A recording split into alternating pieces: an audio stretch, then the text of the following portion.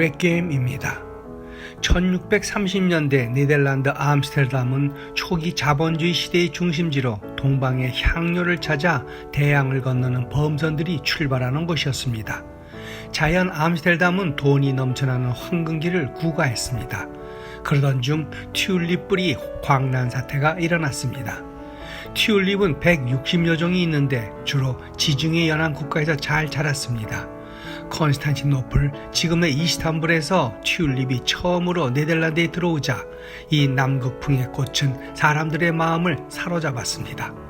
그리고는 귀한 꽃이자 부의 상징으로 되면서 선물로 최고의 대상이 되었습니다. 튤립으로 정원을 가꾸며 부를 과시하는 풍조 속에 희귀한 튤립 뿌리가 투자의 대상이 되면서 가격이 폭등했습니다. 튤립 한 송이와 배 한 척의 가격이 엇비슷할 정도였습니다. 가격이 계속 오르므로 누구든지 빨리 사서 비싸질 때 팔 수 있으면서 이익을 크게 보게 되었던 겁니다. 그러다 보니 이를 구입할 현금을 확보하기 위해 매물이 쏟아져 나오면서 주택이나 토지가 헐값으로 떨어져 갔습니다. 누구나 부자의 꿈을 안고 이러한 열광이 오래갈 줄 알았습니다. 허나 얼마 후 튤립 가격이 떨어지기 시작한 겁니다. 사람들은 연유를 몰랐지만 뒷사람이 앞사람의 매매 차익을 주는 일종의 폰지 게임 같은 현상으로 일정한 가격 증가 한계에 도달하자 더 이상 구매할 수 있는 사람이 줄어들면서 폭락하게 된 것입니다. 광기에 가까운 무분별한 투자의 바람은 결국 튤립 거품으로 끝나고 말았습니다. 역사상 최초의 투기 사건입니다.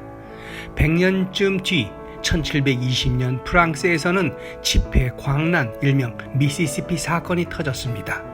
태양왕 루이 14세가 사치로 국고를 낭비해 막대한 빚을 남기고 사망했습니다.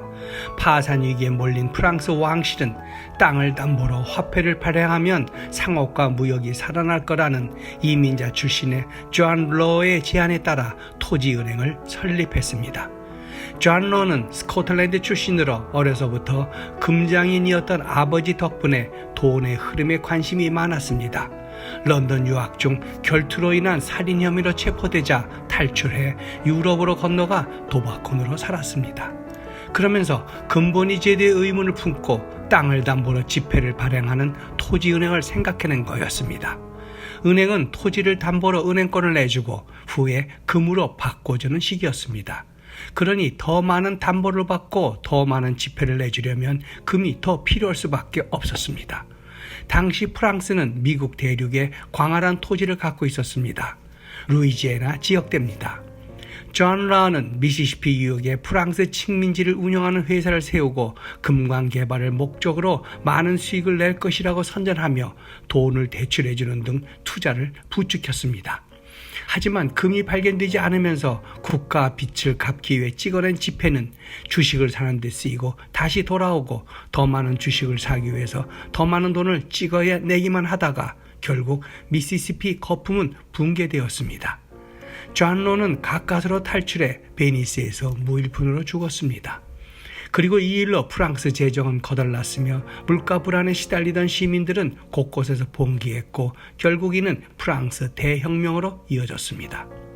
존 로가 프랑스를 탈출하던 같은 해 영국에서도 유사한 투자 거품이 발생했습니다. 일명 남해 회사 사건이었습니다. 이도 미시시피 사건과 유사했습니다. 남해 회사는 스페인과의 전쟁으로 빚더미에 앉은 영국 왕실에게 이를 해결할 수 있다고 방법을 제안했습니다. 그 대신 남미무역 독점권을 받았습니다. 왕실의 빚을 갚을 수 있다는 희망에 정부도 나서서 관련 법령을 통과시키는 등 적극 도왔습니다.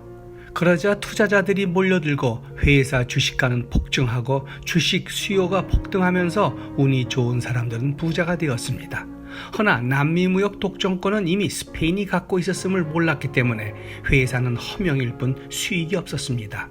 수익이 이자를 당해낼 수가 없었던 겁니다. 결국 이 거품은 붕괴되었고 귀족이 되었던 회사 설립자는 런던 길거리에서 성난 피해자들에게 총에 맞아 죽었다고 합니다. 이 밖에도 세계 대공황, 일본이 경험했던 잃어버린 20년, 2000년대 초반 닷컴이라는 단어의 회사명에 따른 IT 버블, 2008년 서프라임 모기지 사태 등 인간의 탐욕이 빚어낸 투기는 형태가 바뀌었을 뿐 되풀이되어 왔습니다. 최근 비트코인 소요 또한 문제의 중심에 섰습니다. 테슬라 CEO 일론 머스크 때문입니다. 올 2월 비트코인을 결제 수단으로 사용하겠다고 깜짝 발표를 하자 가상화폐 가격은 폭등했습니다. 하지만 3개월 후 갑자기 테슬라 대금 결제 중단을 선언해 시장은 폭락했습니다. 더 나아가 테슬라가 보유 중인 비트코인을 모두 처분할 수도 있음을 시사하더니 자신이 사기라고 했던 도지코인을 띄우기 시작했습니다. 자신의 팔로워 5,500만 명을 통해 가상화폐 시세를 요동치게 하는 머스크의 행태에 전 세계 코인 투자자들이 놀아나는 셈입니다. 그가 자폐성 장애인 아스퍼거 증후군을 앓고 있다고는 하지만 오락가락하는 발언은 정도가 심해 보입니다. 코인은 주식과 달리 시세 조정 행위로 처벌받을 일이 없다는 점을 악용해 아무 말 대잔치를 벌이고 있는 것은 아닌지요. 2008년 사토시 나카모토가 개발해냈다는 비트코인은 정해진 총량이 있습니다. 총 2,100만 개입니다. 전문가들은 비트코인 전부 발행되는 시점을 2050년으로 예상하고 있습니다. 액면가가 있는 주식과 달리 비트코인은 애초에 정해진 가격이 없습니다. 블록체인이라는 믿음을 기반으로 하는 가상통화이기 때문입니다. 가격을 보면 2010년 1달러도 안 되었던 것이 지금 무려 32,000달러에서 35,000달러입니다.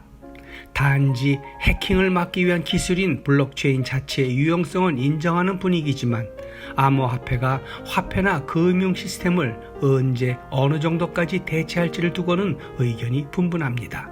이런 가운데 제롬 파월 연준 의장과 제닛 옐런 재무부 장관이 암호화폐는 투기자산에 더 가깝다고 시사했습니다. 바람잡아 돈 놓고 돈 먹는 역사가 반복되고 있는 건 아닌지 모르겠습니다.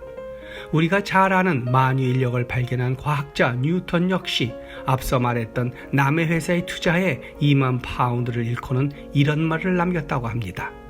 천체의 움직임은 계산할 수 있지만 인간의 어리석음은 측정할 수가 없구나. 오늘 영상은 여기까지입니다.